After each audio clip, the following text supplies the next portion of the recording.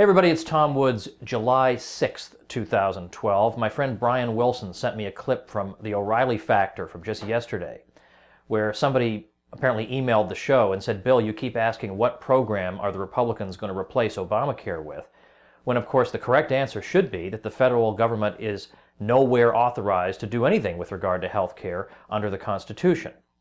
And O'Reilly responded, no, that's not correct, because the very first paragraph of the Constitution makes clear that the general welfare is to be provided for, and a just health care system is part of that concern for the general welfare. All right, well, I could get that interpretation of the Constitution from Hillary Clinton, and yet O'Reilly has got the #1 cable show on the news channels for the past 12 years. This is what the conservatives are watching, and we wonder why nothing's getting done.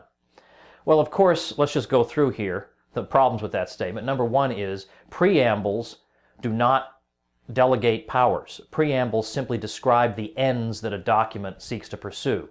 This is universal practice.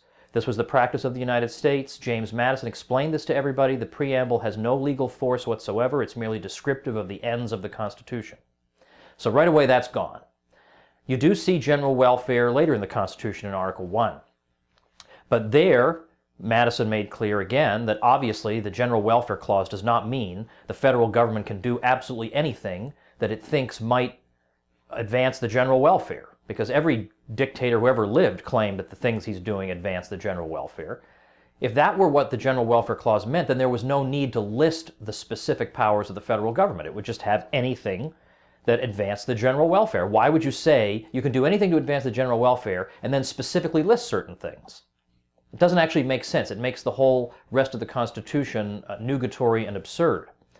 And this was how the clause was explained to the ratifying conventions, and that's what matters. You're supposed to look to the ratifying conventions for the correct interpretation of the Constitution. Now, some people will come back and say, but Alexander Hamilton had a different view of the General Welfare Clause. Well, that's true, he did. But #1, Hamilton had a different view of the General Welfare Clause at the time he wanted to persuade people to ratify the Constitution than he had later. After the Constitution was ratified, then he did a bait and switch and changed his mind. Well, if you support that kind of deception, then good for you, but I don't think moral people would support that. And then secondly, in terms of Hamilton, he was so far out there as compared to the other framers in terms of his views that we might very well say that, that Hamilton is more or less the example of what not to think about the Constitution. I mean, after all, this is a guy who believed that we ought to have a president for life, senators for life, governors appointed by the president.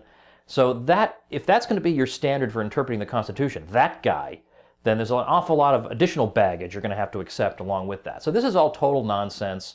As usual, O'Reilly has no idea what he's talking about. He doesn't have guests on who will actually challenge him, or that he won't just talk over. It's basically going to be left liberals up through neocons are the only people who are allowed to be on his show. So you're never going to hear actual common sense out of that guy. And incidentally, I have absolutely zero confidence in parchment guarantees of people's liberties. But the fact is, if somebody like an O'Reilly, with the reach that he has, says something that's absurd about the Constitution, it should be answered. It should be responded to. And that's what I'm doing here. So make sure and inoculate yourself against future propaganda from people like Bill O'Reilly by checking out my new site, libertyclassroom.com. And thanks for listening.